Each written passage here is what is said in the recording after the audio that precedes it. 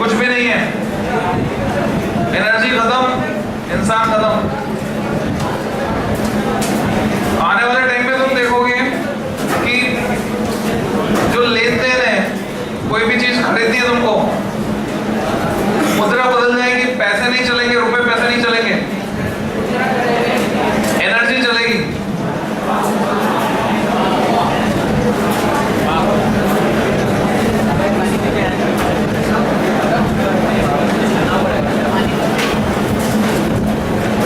हम लोग पढ़ रहे थे न्यूक्लियर के बारे में,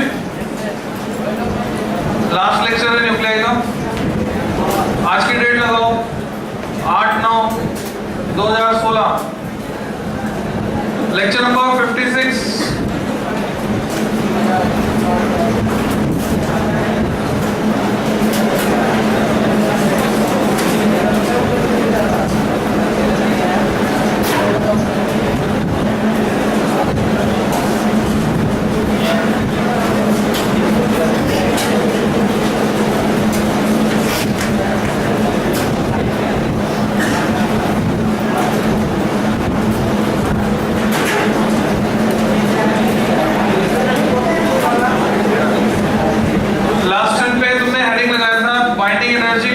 लगाया था क्या?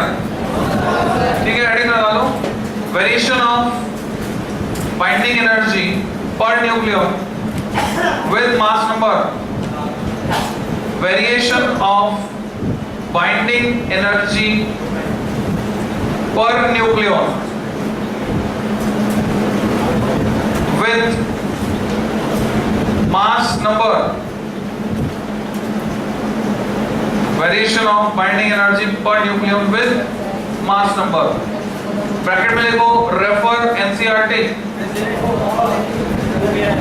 यहां पे समझो ध्यान से, एक एक बात समझो, सिर्फ समझना है, सारा फोकस समझने पर। एक्स एक्सिस पर ए का मतलब मास नंबर, वाई एक्सिस पर BE upon A binding energy per nucleon. देखो एक होती है BE, एक होती है BE upon A। Which one is more important?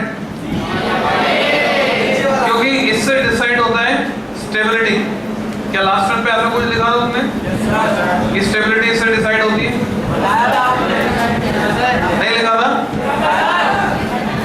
लिखा था ना लास्ट में?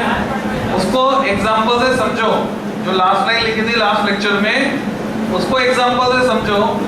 मेरे पास एक एलिमेंट है, तुम इसको आसानी से पहचान सकते हो।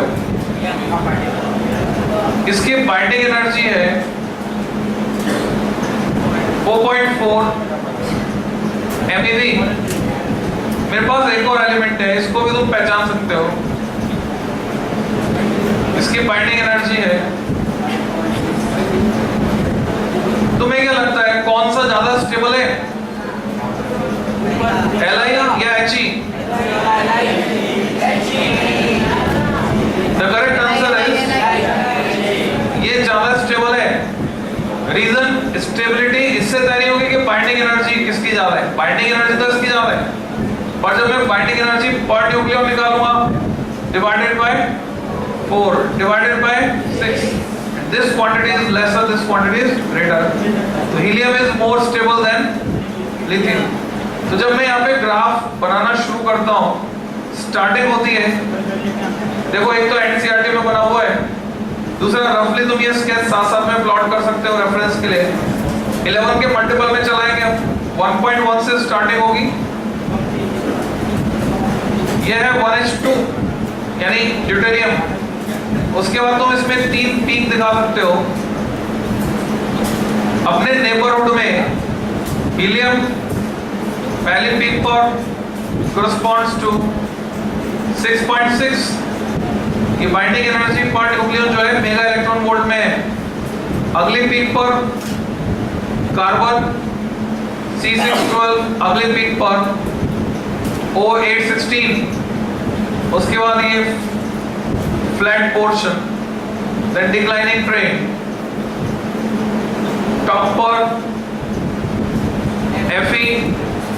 26, 56, यहाँ पर U 92 to 38, इतना याद रखना काफी है। This range, flat portion, A equal to 30 to A equal to 170, almost constant, same, लगभग same binding energy per nucleon. Highest level corresponds to again multiple of 11, 8.8, uranium के corresponding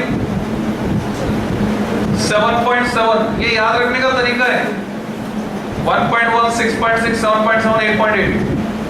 एनसीईआरटी में ऐसे नहीं दिया हुआ है, हालांकि तुम ऐसे बना सकते हो।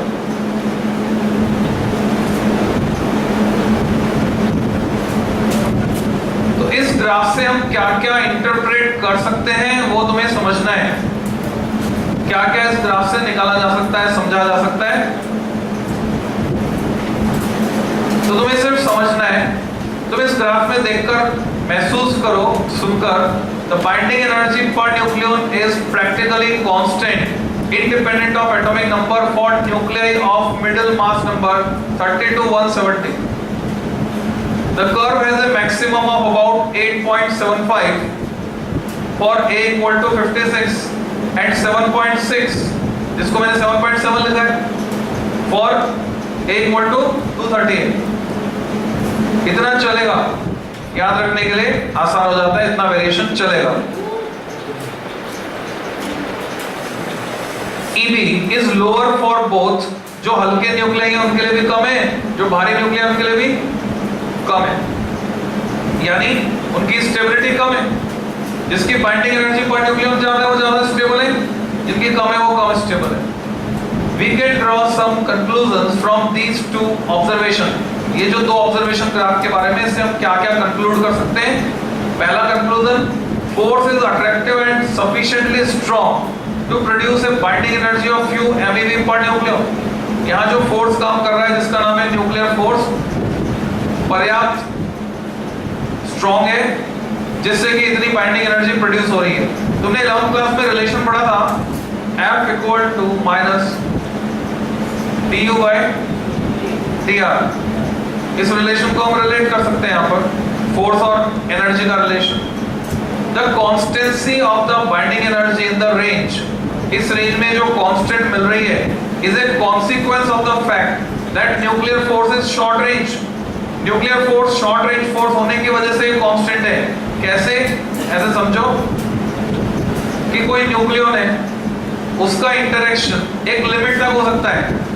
जैसे कोई इंसान एक निश्चित दूरी के बाद की आवाज को नहीं सुन पाता है या एक निश्चित दूरी के बाद नहीं देख पाता है, तो उसका जो दायरा वो लिमिटेड है, उसकी जो रेंज है। जैसे सरफेस टेंशन में होता था molecular sphere of influence, surface tension में होता था स्फीयर ऑफ इन्फ्लुएंस। उस रेंज में जो दूसरे मॉलिक्यूल आते थे, खाली उस मॉलिक्यूल का उन्हीं से इंटरेक्शन होता था, उसके बाद वाले मॉलिक्यूल से नहीं होता था। जैसे टीचर गया, भीड़ लगी, जो बच्चे टेरिटरी में है उनसे इंटरेक्शन हो पाएगा, पीछे वाले बच्चों से नहीं हो पाएगा। तो यहाँ पे अगर नंबर बढ़ भी रहा है, डजंट मैटर, क्योंकि ये जो शॉर्ट रेंज फोर्स है, जब तक डिस्टेंस 1 फर्मी के ऑर्डर की होती है, 2 फर्मी 3 फर्मी, तब तक फोर्स सफिशिएंट है, स्ट्रॉन्ग है, इंटरेक्शन होगा। पर डिस्टेंस और बढ़ गई तो फोर्स घटकर 0 हो जाता है। कैसे 0 होता है वो ग्राफ भी अभी तुम्हें बनाना है, मैं तुम्हें याद दिला रहा हूँ खाली, तुम लोग फैमिलियर हो। ऐसा ग्राफ तुमने इंटर एटॉमिक इंटरमॉलिक्यूलर फोर्स के लिए बनाया था, जिसमें ये डिस्टेंस होती थी R0, actual inter atomic spacing, actual intermolecular spacing. Same graph inter nucleons के बीच फोर्स के लिए भी बनता है। और इससे मिलता जुलता एक और ग्राफ बनता है एनर्जी का, जिसमें ये R0 शिफ्ट होकर यहाँ आ जाता है। इससे पहले फोर्स अट्रैक्शन का है, जब तक फोर्स नेगेटिव अट्रैक्शन का है, उसके बाद फोर्स रिपल्शन का है, पॉजिटिव होते ही रिपल्शन का है। तुम देख रहे हो ये डिस्टेंस अगर मैं मार्क करूं 1 fermi, suppose 1 femtometre, and this distance is 2 femtometre, this is 3 femtometre reactor के बाद देखो सिचुएशन क्या है, डिस्टेंस और बढ़ते ही फोर्स घटकर ऑलमोस्ट जीरो हो गया। क्यों हो गया? क्योंकि ये वाला फोर्स इस रिलेशन को फॉलो नहीं करता। Gravitational force, magnetic force, electrostatic force तीनों इस रिलेशन को फॉलो करते हैं, inverse square relationship, but nuclear force नहीं करता। तो न्यूक्लियर फोर्स किसको फॉलो करता है? न्यूक्लियर फोर्स फॉलो करता है r⁻⁻5 और r⁻⁻7।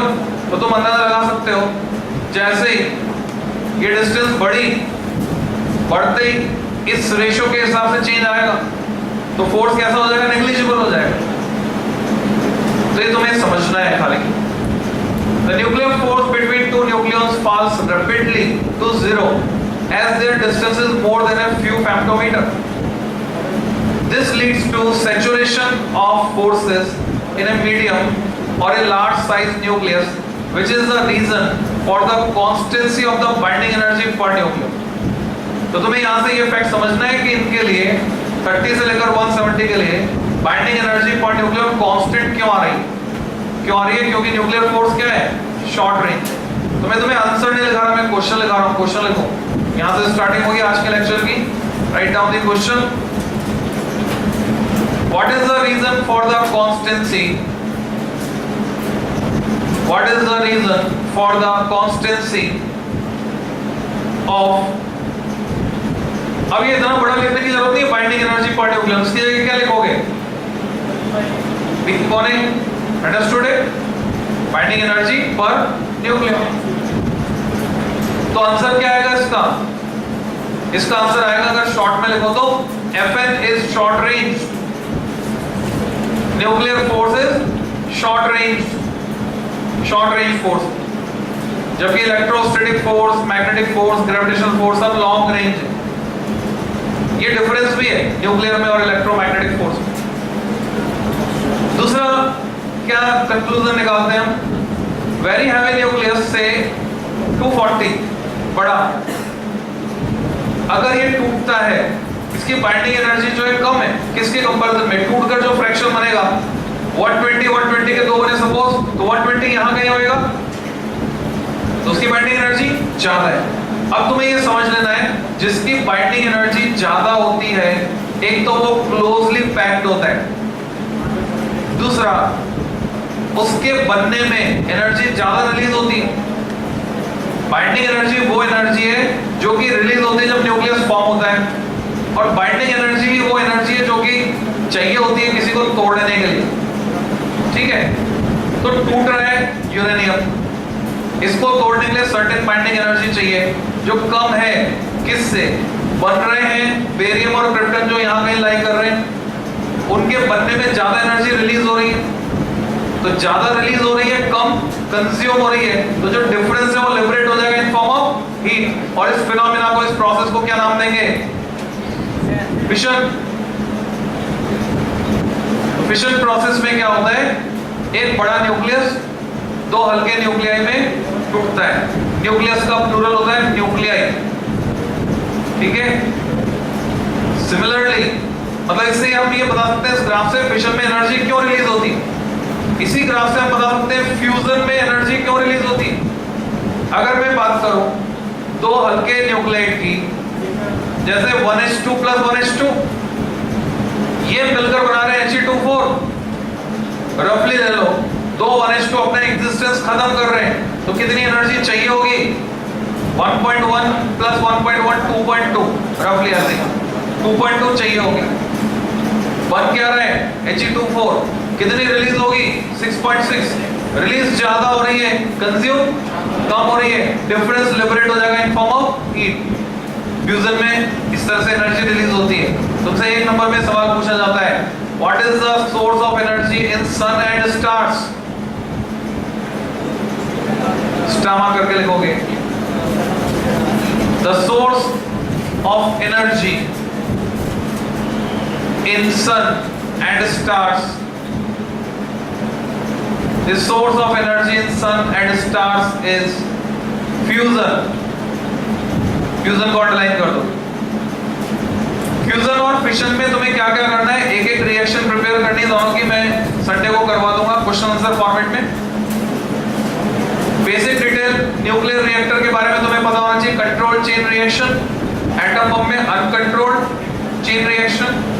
फिशन और फ्यूजन में fusion is less polluting, pollution create नहीं करता, उसका पॉल्यूशन रेडियो एक्टिव नहीं होता।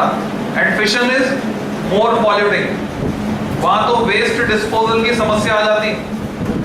Nuclear radioactive nuclear waste disposal, कैसे उसको डिस्पोज ऑफ करें?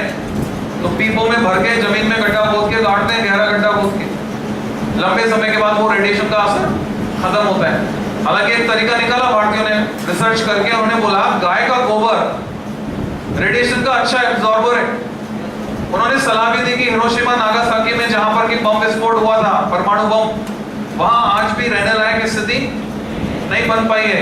तो यहां से कई टन गोबर वहां भेजा, बोले कि इसका लेप करो, जमीन पर गोबर को लेप दो। एक्सपेरिमेंटेड फैक्ट है, रेडिएशन बहुत तेजी से घट जाता है।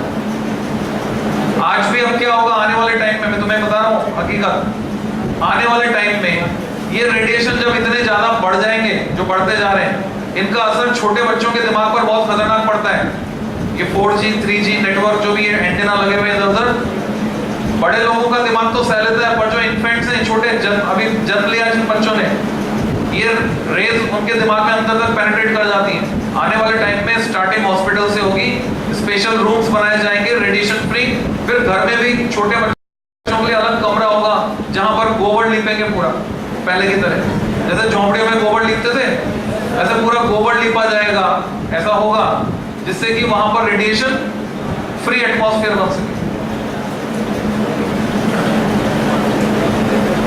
तो फ्यूजन और फिशन में एक सवाल और बनता है, किसमें ज्यादा एनर्जी निकलती है? तो जवाब फिर से फ्यूजन में ज्यादा एनर्जी निकलती है, क्योंकि फ्यूजन करवाने के लिए हमें पहले फिशन करवाना पड़ता है। फ्यूजन करवाने के लिए फेवरेबल कंडीशन है high temperature, very high temperature and very high pressure.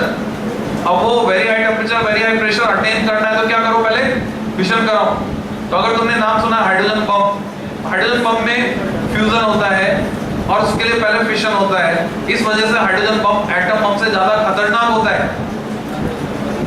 Thermonuclear device भी बोलते हैं। तो थर्मोन्यूक्लियर डिवाइस मतलब पहले हीट डेवलप होगी, उसके बाद न्यूक्लियर एक्सप्लोजन होगा, बाद में फिशन होगा, पहले फिशन होगा, बाद में फ्यूजन होगा। तो वो और भी ज्यादा खतरनाक। तो ये थोड़ी बहुत बातें पता होनी चाहिए। Next heading, nuclear force. Nuclear force में कुछ पॉइंट्स तुम लिखने वाले हो जो मैं बोलूंगा। तुम्हें फिर से ट्रेनिंग का हिस्सा बनना है। इतना बड़ा पैराग्राफ है जिसमें जो डिटेल बताई है मैं सिर्फ 2 लाइन में कंडेंस करके लिखवा सकता हूँ। इसमें डिटेल है, nuclear force is much stronger, तुमने 11 में पढ़ लिया था, it is the strongest force of nature. देखो, nuclear force is the strongest force of nature, strongest force of nature. क्या कंपैरिजन है? कंपैरिजन लिख दो। अगर मैं ग्रेविटेशनल फोर्स से कंपेयर करता हूं, nuclear force upon gravitational force, then the ratio is 10 to power 38। 39 लिखोगे तो भी चलेगा, एनसीईआरटी में 39 लिखा हुआ है, कुछ बुक्स में 38 लिखा हुआ है। और अगर मैं इलेक्ट्रोमैग्नेटिक फोर्स से कंपेयर करता हूं, electrostatic force and magnetic force combinedly known as electromagnetic force, F subscript E। तो अगर मैं तुम्हें कहूं electromagnetic force is 10 to power 36 times stronger than gravitational force, और ये तुमने कैलकुलेट किया था इलेक्ट्रोस्टैटिक्स जब पढ़ा था, तो 2 प्रोटॉन के बीच फोर्स का रेशियो निकाला था Fe/Fg, एंड Fe/Fg 2 प्रोटॉन के लिए तुम्हारे पास आया था 10 की पावर 36। तो बताओ यहां कितना लिख दूं, 10 की पावर 100 टाइम्स। इसमें इसकी पूरी डिटेल आगे पढ़ के देखो।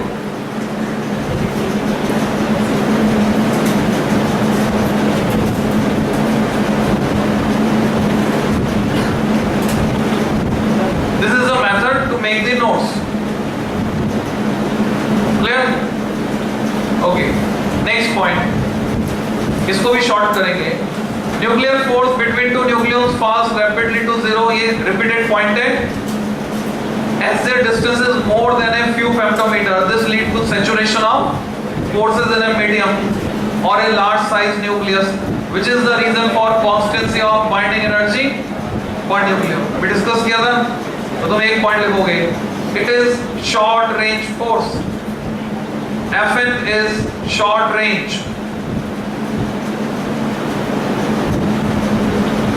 ग्राफ बना के दिखाएंगे. इसी पॉइंट में कंटिन्यू करोगे. Variation of potential energy.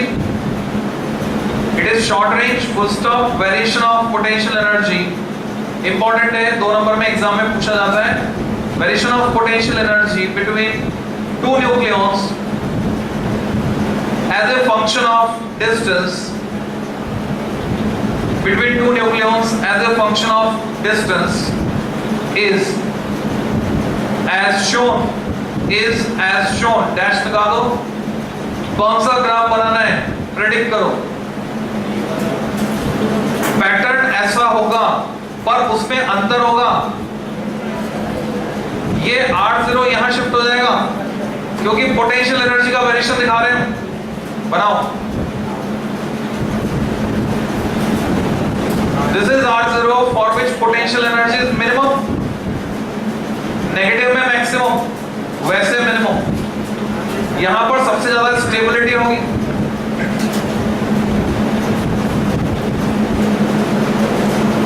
R0 तक, R0 से पहले R0 से ज्यादा डिस्टेंस पर फोर्स अट्रैक्शन का.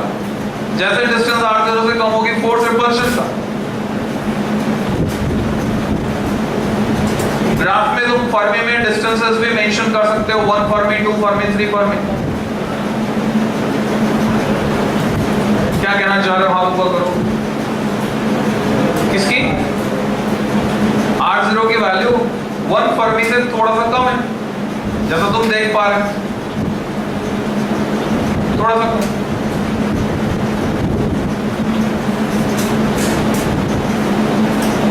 इस ग्राफ का ओरिजिन शिफ्टेड है, यहां है ये ओरिजिन 0. ये ध्यान रखना. ये चौखाने बनाने की जरूरत नहीं तुमको, है ना. ग्रिड लाइंस बनाने की जरूरत नहीं है. Potential energy of a pair of nucleus as a function of their separation. For separation greater than R0 the force is attractive and for separations less than R0 force is strongly repulsive. इसका मतलब ये हुआ कि nuclear force सिर्फ attraction का ही नहीं, अगर distance 1 Fermi से भी कम हो जाए तो रिपल्शन का भी हो जाता है. रिपेल करने लगते हैं न्यूक्लियॉन्स आपस में. लिखना नहीं है, सिर्फ समझना था.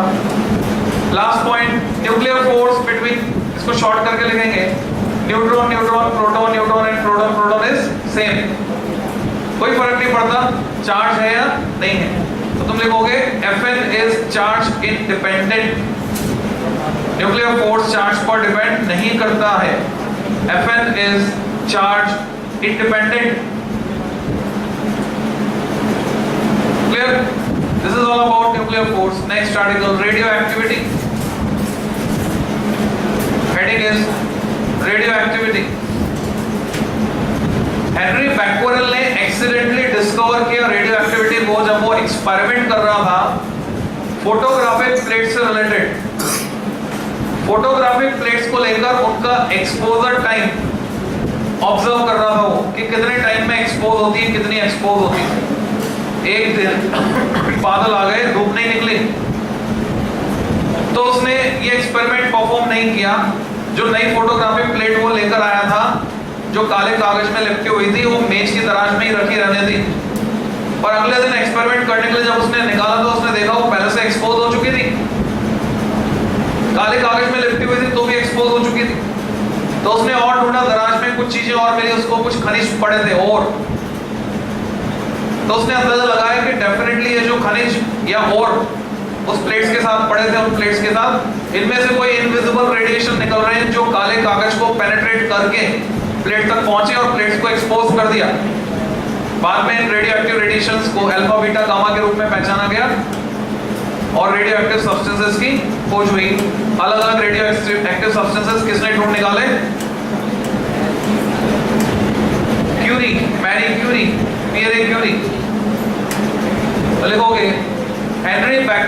discovered radioactivity. Henry Becquerel discovered radioactivity. Radioactivity को अंडरलाइन करके डैश लगा दो। इसी सेंटेंस में जो लास्ट वर्ड तुम लिख रहे हो रेडियोएक्टिविटी, उसी को अंडरलाइन करो, डैश लगाओ। डैश लगा के लिखो it is a nuclear phenomena. की डेफिनेशन है it is a nuclear phenomena in which, उसमें क्या होता है, in which an unstable nucleus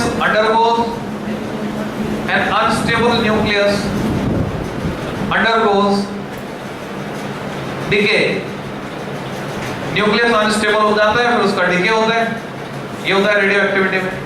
तो यहां पर मेरा एक सवाल है, क्या हम रेडियो एक्टिविटी को कंट्रोल कर सकते हैं? क्या हम रेडियो एक्टिव डिके को कंट्रोल कर सकते हैं, बढ़ा सकते हैं या घटा सकते हैं? तुम्हें पता है अगर केमिकल रिएक्शन की रेट को बढ़ाना है तो हम यूज करते हैं कैटलिस्ट। बायोलॉजिकल रिएक्शन की रेट को अगर बढ़ाना है तो हम यूज करते हैं enzyme. You know very well. क्या इसी तरह से रेडियो एक्टिव डिके की रेट को कंट्रोल किया जा सकता है किसी की मदद से? क्या कुछ लोगों के दिमाग में इसका जवाब यस आ रहा है तो हाथ ऊपर करो।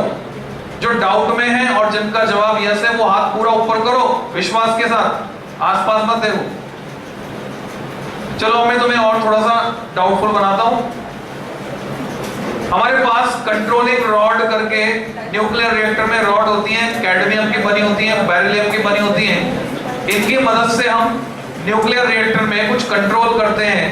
क्या हम रेडियो एक्टिव डिके की रेट को कंट्रोल करते हैं वहां पर? कितने लोग सोचते हैं यस? रेज योर हैंड कि कंट्रोलिंग रॉड से रेडियो एक्टिव डिके की रेट को कंट्रोल किया जा सकता है। कितने लोग ऐसा सोचते हैं? Raise your hand. Okay, clear your concepts. It is not possible. Radioactive decay की रेट को कंट्रोल करना पॉसिबल किसी भी तरह से नहीं है। न्यूक्लियर रिएक्टर में जो कुछ तुम कंट्रोल कर रहे हो वो रेडियो एक्टिव डिके की रेट नहीं है, तुम कंट्रोल कर रहे हो फिशन की rate. And rate of fission is different from rate of radio active decay. तुम फिशन की रेट को, चेन रिएक्शन की रेट को कंट्रोल कर रहे हो। न्यूट्रॉन को एब्जॉर्ब करती है कैडमियम रॉड्स और उससे वो कंट्रोलिंग होती है कि कितने न्यूट्रॉन आगे जाके और फर्दर कितने यूरेनियम को अनस्टेबल बनाकर उनका डिके कराएंगे। तो रेडियो एक्टिव डिके की रेट को किसी भी तरह से कंट्रोल करना पॉसिबल नहीं है। तुम ये तो तय कर सकते हो कि तुम्हें धूप से बचना है या धूप में जाना है या आधी धूप आधी छांव में रहना है, और सन से निकलने वाली लाइट को तुम कंट्रोल नहीं कर सकते। सन से तो निकलेगी, तुम्हें कितनी लेनी है वो तुम कंट्रोल कर सकते हो। तो हम रेडियो एक्टिव डिके की रेट को कंट्रोल नहीं कर सकते। लिखोगे, पहले दर्शन कर लो। हेनरी बैक्वेल और एक तुम्हारा जाना पहचाना चेहरा। देखोगे 3 types of radioactive decay occur in nature. 3 तरह के रेडिएशन मिलते हैं। 3 types of radioactive decay occur in nature. जितना बोलूंगा उतना ही लिखना है, बाकी सुनना समझना। First, alpha decay. तुम में से हर बच्चा जानता है अल्फा पार्टिकल को किससे रिप्रेजेंट करते हैं? हीलियम का न्यूक्लियस He2 या इसको कहेंगे doubly ionised helium atom. Helium atom में से 2 इलेक्ट्रॉन निकाल लो, पीछे क्या बचा? न्यूक्लियस। 2 ही तो इलेक्ट्रॉन थे, 2 निकाल लिए तुमने। तो ये कैसा होगा अगर बीटा, सेकंड लगाओ बीटा डिके, और थर्ड में लिख दो गामा डिके। तीनों को कंपैरिजन करना है हमको, ओरली कंपेयर कर लेंगे। Beta particle is nothing but fast moving electron जिसकी स्पीड 0 से लेकर या बोले 1% से लेकर 99% ऑफ स्पीड ऑफ लाइट तक हो सकती है। स्पीड ऑफ लाइट के बराबर नहीं होगी। और ये जो वेरिएशन है, अगर तुम्हें याद रहा हो, मैंने एक इक्वेशन लिखकर बताई थी। बीटा पार्टिकल को तुमने लिखा था इक्वेशन में, न्यूट्रॉन टूट रहा है तो बीटा माइनस निकल रहा है, प्रोटॉन टूट रहा है तो बीटा प्लस निकल रहा है। Beta minus is nothing but an electron, beta plus is nothing but A positron, electron का सगा भाई, एंटी पार्टिकल पॉजिट्रॉन। तो ये हमको पता है कि बीटा डिके में न्यूक्लियस के अंदर तो कोई इलेक्ट्रॉन होता है तो क्यों निकलता है? क्योंकि या तो न्यूट्रॉन टूटता है या तो प्रोटॉन टूटता है। तो बीटा पार्टिकल हल्का हुआ अल्फा से, बहुत लाइट वेट है। और गामा में तो मास ही नहीं है, गामा तो मासलेस है, इसको तुम पढ़ के आए हो electromagnetic wave, highest energy, highest frequency, lowest wavelength की का रेडिएशन गामा है, इलेक्ट्रोमैग्नेटिक वेव। ठीक है, तो अब कंपेयर करना है। कंपैरिजन में क्या क्या पॉइंट लिख सकते हो जो सामने सामने दिख रहे हैं? Alpha is positively charge, beta is negatively charge. तो जब मैग्नेटिक फील्ड लगाएंगे या इलेक्ट्रिक फील्ड लगाएंगे, दोनों में डिफ्लेक्ट हो जाएंगे। मैग्नेटिक फील्ड में जो तुमने रूल्स पढ़े थे, Fleming's left hand rule, right hand rule, उन सब के हिसाब से तुम इनकी डायरेक्शन निकाल सकते हो कि किस डायरेक्शन में डिफ्लेक्ट होंगे। पॉजिटिव तो किधर डिफ्लेक्ट होगा, नेगेटिव तो किधर डिफ्लेक्ट होगा। फिर तुमने रेडियस का एक्सप्रेशन पढ़ा था, r = mv/qb। मास और चार्ज के रेशियो से तुम निकाल सकते हो किसकी रेडियस ज्यादा होगी, किसकी रेडियस कम होगी जब वो सर्कुलर पाथ में घूमेगा। जैसे फॉर एग्जांपल अल्फा का मास ज्यादा है, r = mv/qb, मास ऊपर आ रहा है, मान लो अल्फा की रेडियस ज्यादा है, तो रेडियस ज्यादा है तो कर्वेचर कम होगा कि ज्यादा होगा? कर्वेचर कम होगा। Radius and curvature R inversely proportional. ठीक है, ये हमने एक बार डिस्कस किया था, एक बार और डिस्कस करेंगे ऑप्टिक्स में। तो बीटा हल्का है, अल्फा भारी है, तो अल्फा जब चलेगा तो धीरे धीरे चलेगा। अल्फा की स्पीड c/10 होती है, ऐसा मानो, c/10। बीटा की स्पीड 1% से 99% of c is speed of light. Gamma c से चलती, पता ही है, स्पीड ऑफ लाइट से। गामा सबसे तेज चलेगी। तो अगर मैं डिस्कस करूं penetrating power and ionizing power, समझना है तुम्हें, ionization power and penetration power, तो इसको सीधे एक एग्जांपल से लिंक कर दो। तुम्हें कहीं पर खाना खाने जाना है, बुफे सिस्टम, तुम गए खाना खाने, दो सिचुएशन हो सकती है। एक तो वहां तुम किसी को भी नहीं जानते, पहली सिचुएशन, तो क्या करोगे, सीधे खाने की टेबल तक पेनिट्रेट कर जाओगे, खाना खाओगे, वापस घर, बहुत कम समय लगेगा।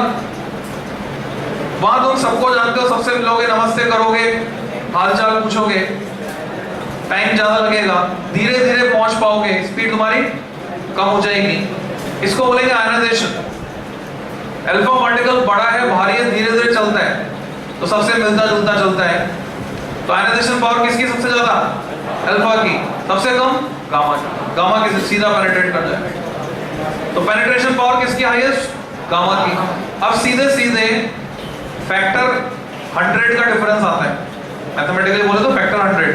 अगर मैं गामा की पेनिट्रेशन पावर मान लूं x, तो बीटा की हो जाएगी x/100, अल्फा की हो जाएगी x/10,000, समझ रहे हो? Divided by 100 divided by 100 into 100 यानी 10,000। अगर मैं अल्फा की ionizing power, ionization power x मान लूं, y मान लो, y मान ली, तो बीटा की हो जाएगी y/100 आयनाइजेशन पावर, क्योंकि बीटा कम आयनाइजेशन करेगा अल्फा से फास्ट चलेगा। और गामा की हो जाएगी y/10,000। क्लियर? ये कंपैरिजन हो गया, इतनी प्रॉपर्टी ज्यादा तो बहुत है, टेबल बनाकर कंपैरिजन कर सकते हैं, वो कभी भी लिंक कर सकते हो। अब सवाल उठता है अल्फा डीके कब होता है, बीटा डीके कब होता है, गामा डीके कब होता है, क्यों होता है? अगर कोई सब्सटेंस अल्फा एक्टिव हो रहा है तो अल्फा डीके में याद करो होगा क्या, He2 निकल जाएगा, मास नंबर 4 से कम हो जाएगा और एटॉमिक नंबर 2 से कम हो जाएगा, पीरियोडिक टेबल में पोजीशन शिफ्ट हो जाएगी। हमने कल पढ़ा था 1 ग्राम मास को एनर्जी में बदलो, शॉर्ट एग्जांपल 13.1, तो 10⁻13 जूल के ऑर्डर की एनर्जी लिबरेट हो जाती, बहुत ज्यादा एनर्जी, एनॉर्मस अमाउंट। तो अगर कोई न्यूक्लियस इस वजह से अनस्टेबल है कि उसका मास ज्यादा हो रहा है या एनर्जी ज्यादा हो रही है, इसलिए वो अनस्टेबल है, तो ऐसे सिचुएशन में वो अल्फा डीके करेगा, अल्फा को निकालकर हल्का हो लेगा स्टेबिलिटी के लिए। और अगर बीटा निकलता है तो क्या फर्क पड़ता है, बीटा निकलता है तो या तो एक प्रोटॉन न्यूट्रॉन में बदल जाएगा या तो एक न्यूट्रॉन प्रोटॉन में बदल जाएगा। तो अगर किसी न्यूक्लियस में अनस्टेबिलिटी होती है because of inappropriate neutron to proton ratio, neutron का प्रोटॉन के साथ रेशियो अप्रोप्रिएट नहीं है, इसलिए अनस्टेबल है, तो कौन सा डीके प्रेफर होगा? बीटा डीके होगा। और गामा डीके एनर्जी को बैलेंस करने के लिए, बेसिकली हम यूं कहेंगे अल्फा डीके मास को बैलेंस करने के लिए, beta decay neutron to proton ratio को बैलेंस करने के लिए, और गामा डीके एनर्जी को। जब भी अल्फा या बीटा डीके होता है तो न्यूक्लियस हायर एनर्जी लेवल पे चले जाता है, अगर तुम्हें याद आ रहा हो, हमने कोबाल्ट 60 का एग्जांपल तैयार किया था, 2 बार ओरली तैयार करवा चुका हूं, अभी रिटर्न में करवाने वाला हूं। Cobalt 2760 natural source of gamma ray, उसने एक बीटा निकाला, बीटा निकालते ही निकल में कन्वर्ट हो गया, बीटा माइनस निकाला तो 27 से 28 हो गया, निकल 28 60। अब ये हायर एनर्जी लेवल पर है, जैसे इलेक्ट्रॉन के एनर्जी लेवल होते हैं, न्यूक्लियस के भी एनर्जी लेवल।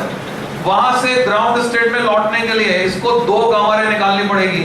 एक की एनर्जी 1.17 मेगा इलेक्ट्रॉन वोल्ट, दूसरे की एनर्जी 1.33 मेगा इलेक्ट्रॉन वोल्ट। अब शायद तुमको कुछ सुना सुना लग रहा हो, ऐसा कुछ तुमने सुना, वो आज लिखना है। तो gamma decay, alpha decay, beta decay क्यों होते हैं मैंने तुमको बताया।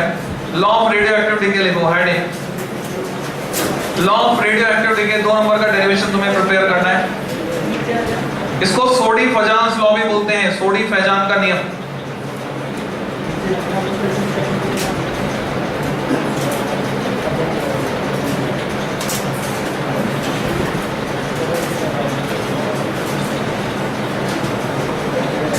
जो बोर्ड पे लिखा हुआ है सब कॉपी करना है।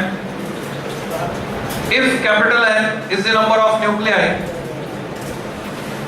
हमने मान लिया capital N number of nuclei है प्रेजेंट इन द सैंपल, और उनमें से delta N nuclei delta T time में डीके हो जाते हैं and delta N undergo decay in time delta T। तो ऐसे सिचुएशन में डीके की रेट को मैं डेल्टा N पर डेल्टा T कह सकता हूं।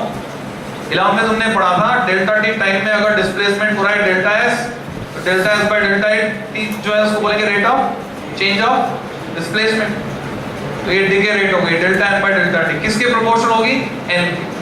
जितने ज्यादा न्यूक्लियाई प्रेजेंट होंगे डीके रेट उतनी ही ज्यादा होगी। इसको एग्जांपल से समझो, लिखते भी चलो सुनते भी चलो।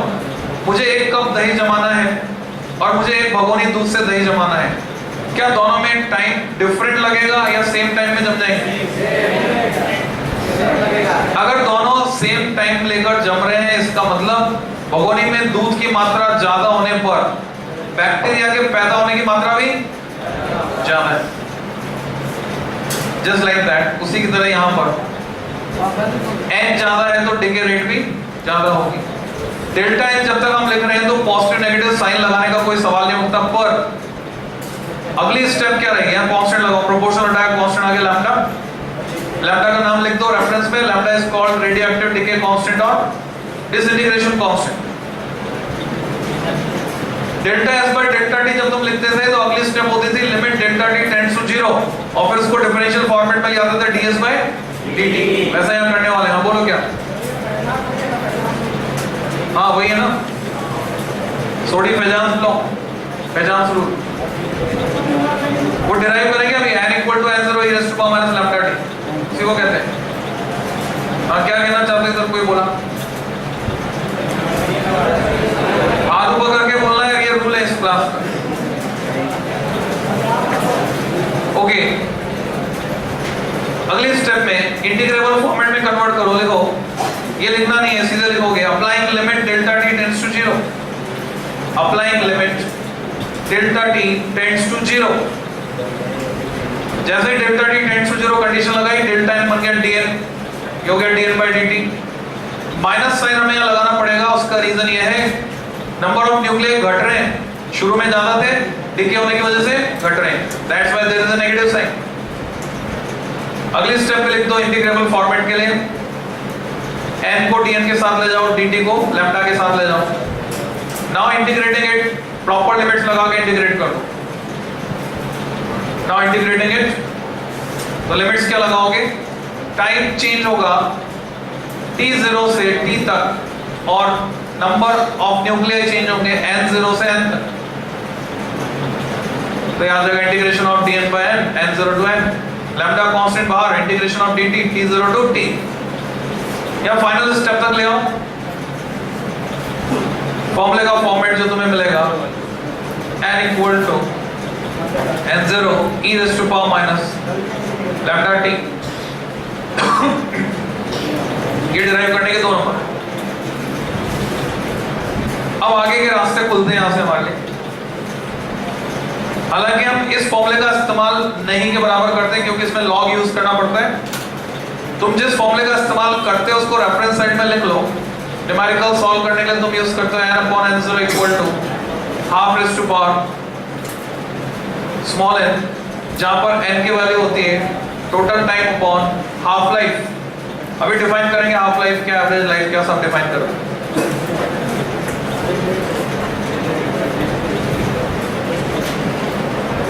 देखो तुम लोग भटको मत, आपस में बातचीत मत करो।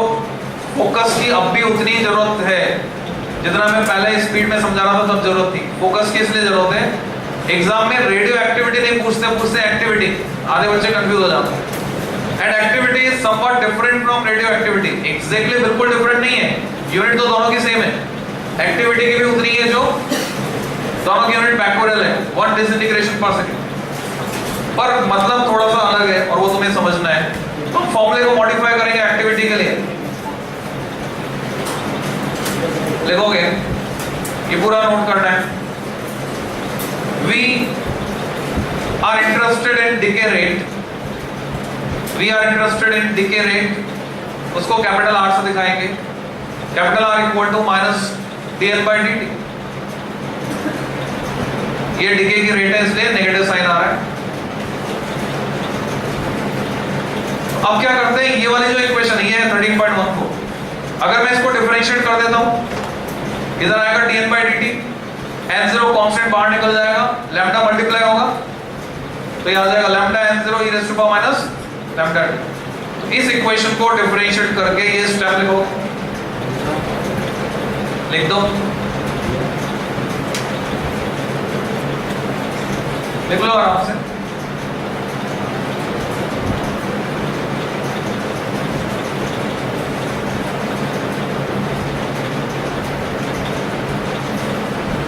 परेशान मत हुआ, नहीं लिख पाए खुश रहो, हा हा हा। आर इक्वल, अरे कोई लाइट थोड़ी चल गई, नहीं लिख पाए, नहीं लिख पाए, अभी भी चिंता है। तो lambda n0 e raised to power minus lambda t के बाद यहां पर क्या किया हमने, ये जो लैम्डा n0 इसको क्या लिखा r0।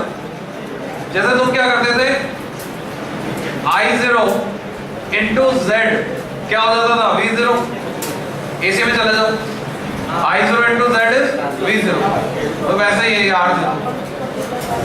अब जब मैं इसको ऐसा लिख सकता हूँ, r equal to r0 e raised to power minus lambda t, इसी फॉर्मेट का फॉर्मूला बन गया, बस n की जगह क्या आ गया, r आ गया, जहां पे r को लैम्डा n लिख सकते हो। r0 हो जाएगा लैम्डा टाइम्स n0 और r हो जाएगा लैम्डा टाइम्स n। इनकी जरूरत कहां पड़ती है समझो, एक डिवाइस तुमने पढ़ा था Geiger Muller counter, decay rate नापते थे उससे, डिके की रेट डिसइंटीग्रेशन पर सेकंड, वहां पर ये फॉर्मूला काम नहीं आता, वहां पे आर वाला फॉर्मूला काम आता है डिके रेट नापने।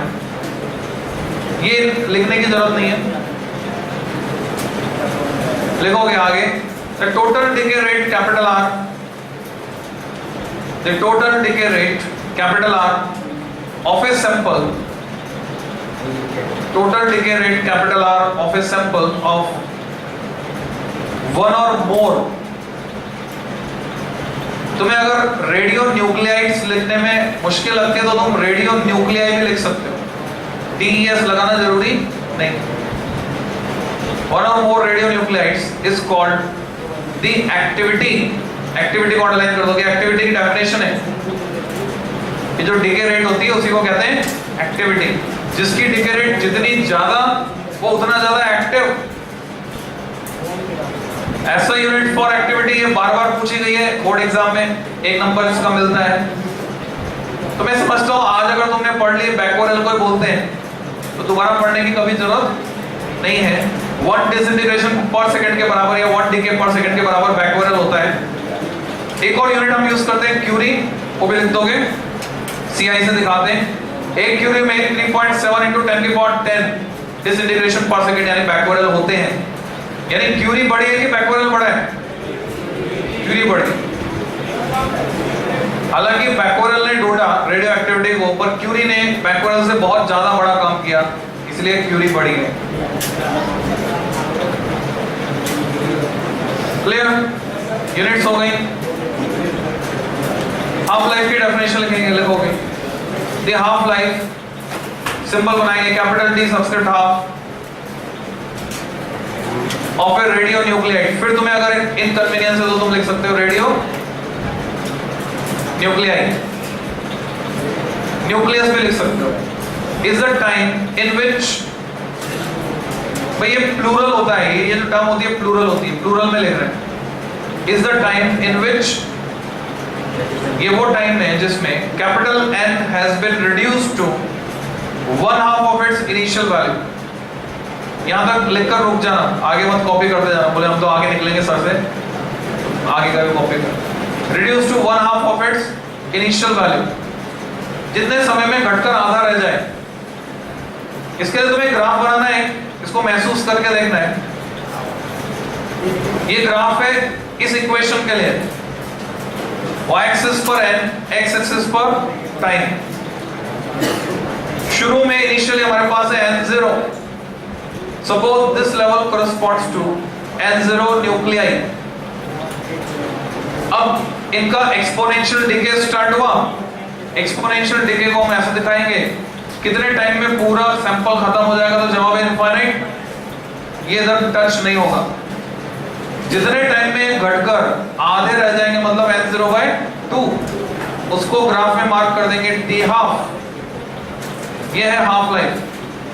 ये तो ग्राफिकल रिप्रेजेंटेशन हुआ, इसका मैथमेटिकल रिप्रेजेंटेशन देखो।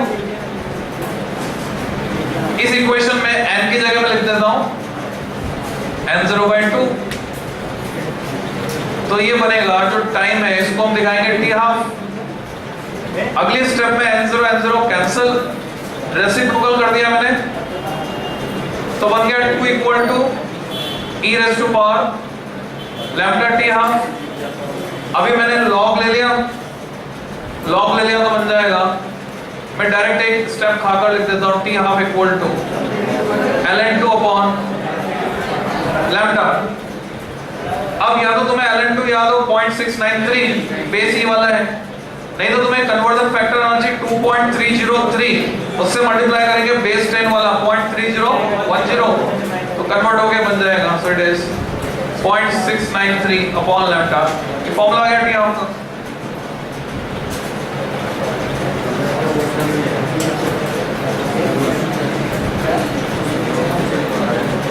Next is mean life.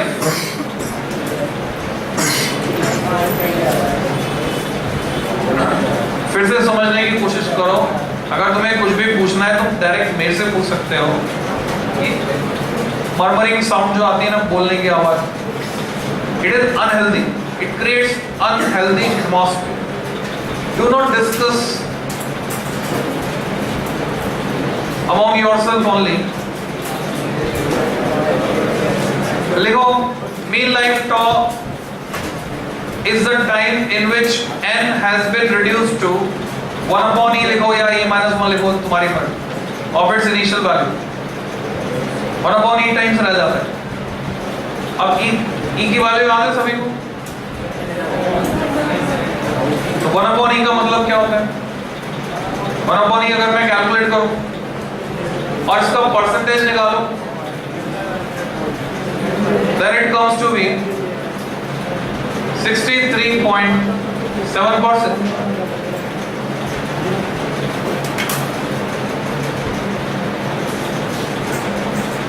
सही लिखा है क्या मैंने? This is wrong data, actually it is 100 - 63। ये थोड़ी आएगा, कितना आएगा? 36.3%। इतना रह जाता है, इतना तो रिड्यूस हो गया, कितना रह जाएगा देख लो, इतना रहेगा या इतना रहेगा, सोच के बताओ फटाफट। बोल रहा है n has been reduced to 1/e of its initial value, तो बताओ 63.7% रह जाएगा या 36.3% रह जाएगा? कितना रह जाएगा या इतना रिड्यूस हो जाएगा? कौन कॉन्फिडेंट है, हाथ ऊपर करो। हाँ बोलो।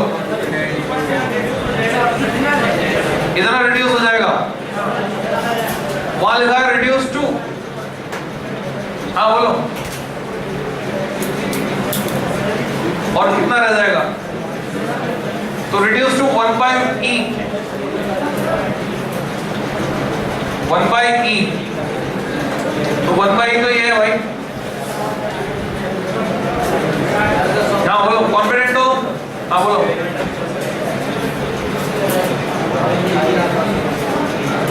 कहाँ कॉन्फिडेंट कहाँ हो? तुम्हारी जो मुंह मुद्रा है तो ये सोच रहे हो, डाउट में हो। हाँ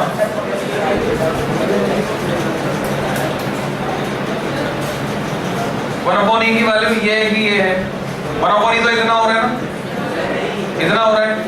रिड्यूस टू, ओके ठीक है, समझ में आ गया सबको? रिड्यूस होकर इतना रहेगा, reduce to this much, this much get, ठीक है, ये खत्म हो। तो इसको हम इस तरह से भी डिफाइन कर सकते हैं परसेंटेज में भी, एक्सप्रेशन लिख दो उसका, कंबाइंड रिलेशन दोनों का। ये जो एवरेज, सॉरी मीन लाइफ अगर हम निकालते हैं, एवरेज भी बोल सकते हैं, इसी फॉर्मूले से निकाल सकते हैं। n को क्या लिखूंगा मैं, कितना रह जाएगा n0/e, बाकी फॉर्मूला ऐसे आ जाएगा n0e⁻⁻, टाइम t की जगह क्या लिखूंगा, टॉ, मीन लाइफ। तो क्या बचा 1/e e⁻⁻ लैम्डा टॉ। यहां से वही फिर लॉग लेना रहेगा तुमको, लॉग लोगे तो टॉ आ जाएगा 1/λ, e ये सब कट जाएगा, log e to the base is 1। तो ये मीन लाइफ हो गई, हाफ लाइफ हो गई। एक क्वेश्चन देख लो, शॉर्ट एग्जांपल 13.5, ट्रिटियम की हाफ लाइफ 12.5 साल है, 25 साल में कितना बचेगा, 1/4, 12.5 साल में आधा रह जाएगा, अगले 12.5 साल में आधे का आधा, 1/4, 25% बच जाएगा, यानी 75% डीके हो जाएगा। तो यूं समझ लो, जब इस कंसेप्ट पर क्वेश्चन बोर्ड में आते हैं तो तुम्हें इसी में घुमाते हैं, कितना रह जाएगा, कितना बच जाएगा। यहां पर जो तुम देख रहे हो ये है फ्रैक्शन ऑफ अनडिकेड, जो बच गया। n क्या है, प्रेजेंट वैल्यू, n0 क्या थी, इनिशियल वैल्यू, ये बचा हुआ है, इतना शुरू में था, फ्रैक्शन ऑफ अनडिकेड। कितनी हाफ लाइफ आ गई, जैसे इस क्वेश्चन को अगर सॉल्व करें इससे, 2 हाफ लाइफ आ गई, 2 हाफ लाइफ आ गई, तो n की वैल्यू 2। और वैसे देखें, मान लो किसी रेडियोएक्टिव सब्सटेंस की हाफ लाइफ है 1000 साल, अब 5000 साल गुजर चुके, तो यहां पे तो लिखूंगा 5000, यहां लिखूंगा 1000, n की वैल्यू 5 हो जाएगी। हेडिंग लगाओ alpha decay, heading is alpha decay. दोनों इक्वेशन नोट कर लो, एक विद वैल्यूज है, एक विदाउट वैल्यूज है, दोनों एप्लीकेबल है। तुमसे कहा जाता है अल्फा डीके को इक्वेशन से दिखाओ, अगर तुम्हें u th याद है तो ठीक है, नहीं याद है तो ऐसे भी दिखा सकते हो, x और y, तुम्हारे पास ये ऑप्शन अवेलेबल है। अल्फा डीके को दिखा दो, अल्फा डीके होगा तो बहुत सारा मास कम हो जाएगा।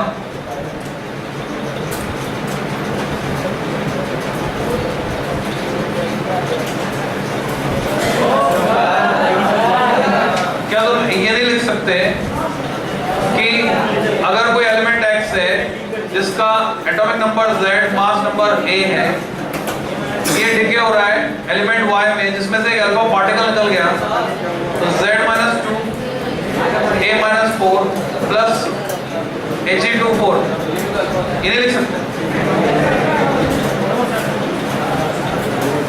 यहां पर q वैल्यू को डिफाइन करेंगे, लिखोगे thus the q value of alpha decay,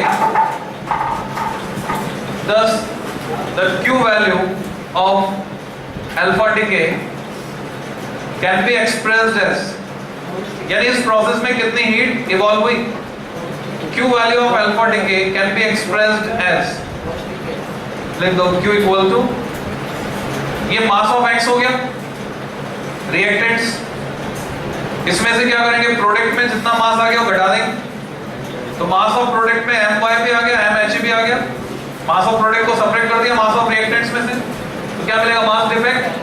कितना मास कम हो गया, वो किस में कन्वर्ट हो गया? एनर्जी। तो इसको बोलते हैं क्यू वैल्यू। नेक्स्ट देखो बीटा डीके। बीटा डीके की दो रिएक्शन मैंने पहले दिखा दी थी तुमको, ये वैल्यूज के साथ है। तुम इनको लिख सकते हो फास्फोरस सल्फर में कैसे कन्वर्ट हो रहा है। अच्छा, हाफ लाइफ लिखी हुई है इधर, डी मतलब डेज, वाई मतलब ईयर, ये रिक्वायर्ड नहीं है, इन दोनों को छोड़ सकते हो, हाफ लाइफ से लेना देना नहीं यहाँ पे हमारा।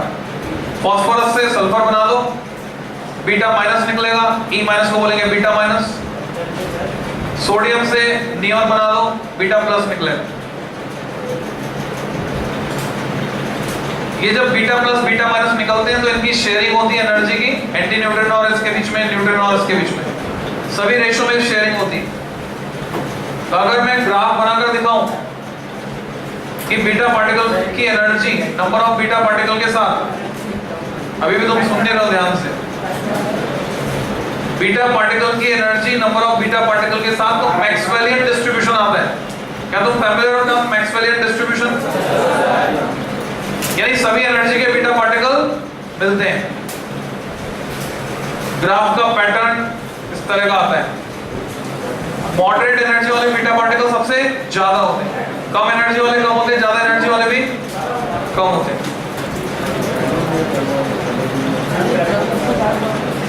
जो सिंबल्स हैं न्यू बार और new bar is missing here, new bar and new represent anti neutrino and neutrino respectively. दोनों ही न्यूट्रल पार्टिकल्स हैं। नई जानकारी जो तुम्हें अभी दी जा रही हुई है, अभी तक तुमने पढ़ा था neutron is a massless particle. अब एनसीईआरटी में एक जगह लिखा हुआ है वेरी लिटिल और नो मास। ये भी हो सकता है कि न्यूट्रॉन में थोड़ा बहुत मास हो, तो वो कौन सी सिचुएशन होगी जब उसमें मास आ जाएगा? रेस्ट मास तो जीरो होगा, पर अगर वो बहुत तेज चल रहा है तो उसकी एनर्जी मास में कन्वर्ट होकर उसमें कुछ मास आ जाएगा, very little mass. These particles are emitted from nucleus along with the electron और positron, जैसा हमने देखा।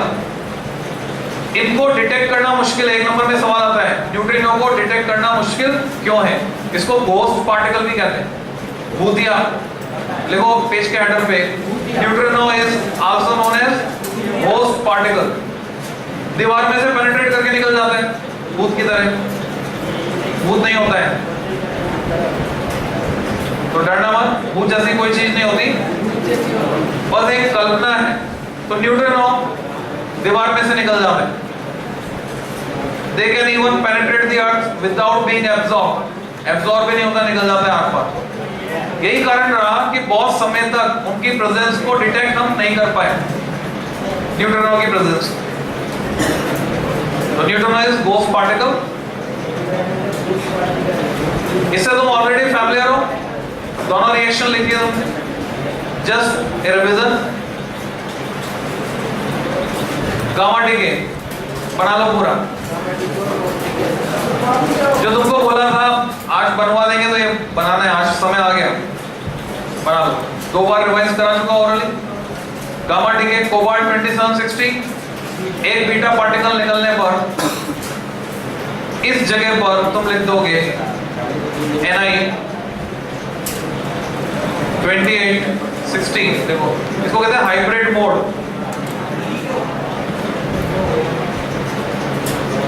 ब्रैकेट में लिखोगे एक्साइटेड स्टेट, एक्साइटेड स्टेट। एक वानी वाह वाह। यहाँ ई गामा की जगह हम लिख सकते हैं गामा। ये पहला गामा रेडिएशन 1.17 MeV, ये दूसरा गामा रेडिएशन 1.33 MeV, और ये जो फाइनली निकल आ गया ये है ग्राउंड स्टेट में, ग्राउंड स्टेट।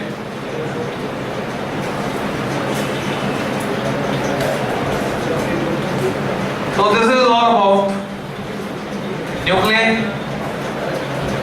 हमने पूरा पढ़ लिया। बचा कुछ 7 से 9 तुम संडे को आओगे, क्वेश्चन आंसर फॉर्मेट में जो चीजें तैयार करनी है वो मैं क्वेश्चन आंसर तुम्हें करवा दूंगा 7 से 9। मंडे से नया चैप्टर शुरू होगा जिसका नाम है इलेक्ट्रॉनिक डिवाइसेस, जिसे सॉलिड्स एंड सेमीकंडक्टर्स के नाम से भी जाना जाता है। और सीक्वेंस में उसके बाद में पढ़ाऊंगा कम्युनिकेशन। इन दोनों चैप्टर्स के लिए क्लियर कट इंस्ट्रक्शन है, एक भी लेक्चर मिस करोगे तो समझ में आने की गारंटी नहीं है। और साथ साथ गारंटी किस बात की है, अगर तुम एक भी लेक्चर मिस नहीं करोगे तो इन दोनों चैप्टर में बहुत मजा आने वाला है। मैं पूरे गारंटी दावे के साथ कह सकता हूं कि ये दो वो चैप्टर हैं जिनको कोई तुम्हें अगर सबसे अच्छी तरह से समझा सकता है तो कोटा के अंदर वो मैं हूं।